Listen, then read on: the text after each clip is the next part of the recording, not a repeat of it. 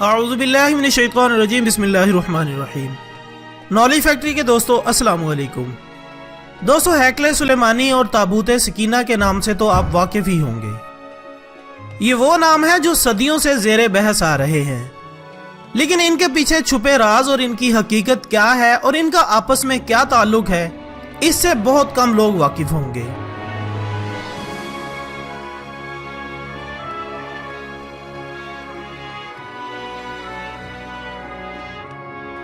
اور یہ بحث کسی پہیلی سے کم نہیں ہے۔ پھر اسی طرح سرخ بچڑے کی پیدائش، مسجد اقصی پر حملے اور یہودیوں کی سازشیں، یہ سب وہ پہیلیاں ہیں جن کے سرے بمشکل ہی ہاتھ آتے ہیں۔ ان سب باتوں کا آپس میں کیا تعلق ہے، اس پر بات کرنے سے پہلے ہمیں تاریخ کے کچھ اوراق الٹانے ہوں گے، جہاں ہم جان سکیں گے کہ آخر ہیکل سلیمانی، تابوت سکینہ اور سرخ بچڑے کی پیدائش، ان سب کا آپس میں کیا تعلق ہے، اور آخر کیوں یہودی اور عیسائی مسجد اقصی کو شہید کرنے کی ناکام کوششوں میں مصروف ہیں۔ آخر ایسا کیا ہے جو انہیں مسلمانوں کی مقدس عبادت گاہ کو تباہ کر کے ہی حاصل ہوگا؟ تو دوستو ان سوالات کے جوابات حاصل کرنے کے لیے ہمیں تابوت سکینہ اور ہیکل سلیمانی کی تاریخ پر ذرا غور کرنا ہوگا۔ ناظرین اکرام، تابوت سکینہ کیا ہے اور کہاں ہے، یہ سوال اکثر لوگوں کو الجھائے رکھتا ہے۔ تابوت سکینہ دراصل اس صندوق کو کہا گیا تھا جس میں تمام پیغمبروں کے تبرکات کو محفوظ کر دیا گیا تھا۔ یہ حضرت آدم علیہ السلام کو عطا کیا گیا تھا اور ان کی میراث کے طور پر ان کی اولاد کو منتقل ہوتا رہا اور تمام پیغمبروں تک پہنچتا رہا۔ کہا جاتا ہے کہ جس صندوق میں حضرت موسیٰ علیہ السلام کو پیدا ہوتے ہی دریائے نیل میں بہا دیا گیا تھا، وہ بھی یہی صندوق تھا۔ اس کے علاوہ اس صندوق میں ان کا عصا مبارک، ان کی مقدس جوتیاں اور حضرت ہارون علیہ السلام کا امامہ، حضرت سلیمان علیہ السلام کی انگوٹھی، تورات کی تختیوں کے چند ٹکڑے اور کچھ من و سلوہ بھی تھا۔ دوستو یہ صندوق انتہائی بابرکت اور مقدس تھا، جو نہ صرف مسلمانوں کے لیے بلکہ یہودیوں اور عیسائیوں کے لیے بھی توجہ کا مرکز بن چکا تھا۔ اس صندوق کی حفاظت کے لیے پہلے تو کوئی خاص انتظام نہ تھا، اور یہ صرف اس وقت کے بڑے خیمے جو ان قیمتی چیزوں کی حفاظت کے لیے لگائے گئے تھے، ان میں محفوظ رکھا جاتا تھا۔ لیکن حضرت داؤد علیہ السلام کے دور میں اس کے لیے ایک باقاعدہ عمارت کی تعمیر شروع ہوئی، جو کہ ان کی زندگی میں مکمل نہ ہو سکی، اور ان کے بعد ان کے بیٹے حضرت سلیمان علیہ السلام کے دور میں اس کی تعمیر مکمل ہوئی۔ کیونکہ یہ حضرت سلیمان علیہ السلام نے تعمیر کروائی تھی، تو اسی نسبت سے اس کو ہیکل سلیمانی کہا گیا۔ پھر یہ عمارت اس وقت یروشلم کے یہودیوں اور عیسائیوں کے لیے ایک مقدس عبادت گاہ کی شکل اختیار کر گئی۔ اس کے سبب اس قوم کو اللہ کا بہت سا انعام و کرام حاصل ہوا، لیکن شرط یہ تھی کہ وہ بدعمالیوں سے بچیں گے اور گناہوں سے دور رہیں گے۔ لیکن ان کی بدعمالیوں کے سبب ان پر عذاب الہی نازل ہوا، اور اس وقت کے بادشاہ بخت نصر نے اس ریاست پر حملہ کر کے اس کی اینٹ سے اینٹ بجا دی، اور ہیکل سلیمانی کو بھی تباہ کر دیا اور اس کو ملبے کے ڈھیر میں تبدیل کر دیا، اور ساتھ ہی ان لوگوں کو بھی یرغمال بنا کر اپنے ساتھ لے گیا۔ اس کے بعد سن 539 قبل مسیح میں موجودہ ایران اور اس وقت کے فارس کے ایک نیک بادشاہ ذوالقرنین نے بخت نصر کو شکست دے کر ان پر غلبہ حاصل کر لیا، اور ان قیدیوں کو بھی رہا کر کے دوبارہ ان کی سرزمین یعنی یروشلم بھیج دیا۔ واپس آتے ہی اسرائیلی ریاست نے ہیکل سلیمانی کی دوبارہ تعمیر کا آغاز کیا، اور اللہ سے توبہ کے سبب انہیں دوبارہ عروج نصیب ہوا، اور پھر وہ لوگ ایک ترقی یافتہ قوم بن کر ابھرے۔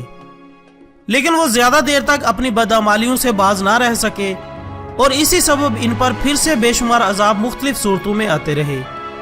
لیکن پھر آخری عذاب ان پر رومی جنرل ٹائٹس کی شکل میں نازل ہوا، جس نے اس سلطنت کو ایک بار پھر سے صفائے ہستی سے مٹا دیا، اور ایک بار پھر ہیکل سلیمانی بھی مکمل طور پر تباہ کر دیا گیا۔ پھر حضرت عمر رضی اللہ تعالیٰ عنہ نے اپنے دور خلافت میں یروشلم کو عیسائیوں سے لڑے بغیر فتح کیا، اور جس جگہ ہیکل سلیمانی تباہ ہوا تھا اس سے کچھ فاصلے پر دعا فرمائی، اور پھر اسی جگہ مسجد اقصی کی بنیاد رکھی، جس سے عیسائی اور یہودی یہی سمجھتے رہے کہ یہ وہی جگہ ہے جہاں ہیکل سلیمانی تعمیر تھا۔ یہی وجہ ہے کہ وہ وقتاً فوقتاً مسلمانوں کی اس عبادت گاہ کو شہید کرنے کی کوشش کرتے رہتے ہیں، تاکہ یہاں سے گمشدہ تابوت سکینہ کو ڈھونڈ سکیں۔ تابوت سکینہ کہاں ہے، اس کے متعلق مختلف نظریات ہیں۔ بعض کے مطابق اس کو ہیکل سلیمانی کی تباہی کے وقت آسمان پر اٹھا لیا گیا تھا، کیونکہ یہ پیغمبروں کے تبرکات پر مشتمل ایک مقدس صندوق تھا۔ اور بعض جگہ یہ بھی کہا جاتا ہے کہ اس کو بخت نصر اپنے پہلے حملے کے دوران ہی اپنے ساتھ لے گیا تھا۔ حقیقت کیا ہے یہ اب تک ایک راز ہی ہے، اس کا صحیح علم تو اب اللہ ہی کے پاس ہے۔ بہرحال اب مسجد اقصی پر حملے، ہیکل سلیمانی کی تعمیر اور تابوت سکینہ کی تلاش، یہ وہ اہم کام ہے جس کے لیے یہودی اور عیسائی پوری تگ و دو کے ساتھ مصروف عمل ہیں۔ یہودی مسلمانوں کے اس مقدس مقام کو تباہ کر کے یہاں پھر سے ہیکل سلیمانی کی تعمیر کرنا چاہتے ہیں جو ان کی بدعمالیوں کے سبب ان سے چھین لیا گیا تھا۔ اب اس کام کے لیے وہ مختلف حربے استعمال کرتے آ رہے ہیں۔ کبھی تو یہاں آثار قدیمہ کی تلاش کے نام پر کھدائی شروع کر دی جاتی ہے اور کبھی کوئی اور وجہ تلاش کر لیتے ہیں۔ موجودہ دور میں یہاں مصنوعی زلزلے کر کے اس جگہ کو تباہ کرنے کی کوشش بھی جاری ہے۔ بہرحال یہ تو ہیکل سلیمانی اور تابوت سکینہ کی تاریخ تھی۔ اب سوال یہ ہے کہ اس کا تعلق آخر سرخ بچڑے سے کیوں جوڑا جا رہا ہے؟ تو دوستو، یہودیوں کے مطابق تیسری بار ہیکل سلیمانی کی تعمیر سے پہلے انہیں کچھ رسومات پوری کرنی ہوں گی، جن میں سے سب سے اہم ایک سرخ بچڑے کی قربانی ہے۔ یہی وجہ ہے کہ وہ کئی سالوں سے ایسے بچڑے کی پیدائش کا انتظار کر رہے تھے جو سرخ رنگ کا ہو، اس کے بال سیدھے ہوں اور جسم پر 3 سے زیادہ کالے بال نہ ہوں۔ اور سب سے خاص بات کہ اس بچڑے کا ذکر بائبل میں بھی ملتا ہے۔ اس کی پیدائش پر اس کی قربانی کی جائے گی اور پھر ہیکل سلیمانی کی بنیاد رکھ دی جائے گی۔ ناظرین اکرام، 28 اگست 2008 میں یہودیوں کی طرف سے ایک ویڈیو منظر عام پر آئی جس میں اس بچڑے کی پیدائش کا اعلان کیا گیا اور خوشی کا اظہار کیا گیا۔ کہا یہ جاتا ہے کہ یہ بچڑا کلوننگ کے نتیجے میں پیدا کیا گیا ہے۔ اگرچہ ان سب باتوں کے شواہد اسلامی روایات میں کہیں نہیں ملتے، لیکن پھر بھی اسے قیامت کی نشانیوں میں شمار کیا جاتا ہے۔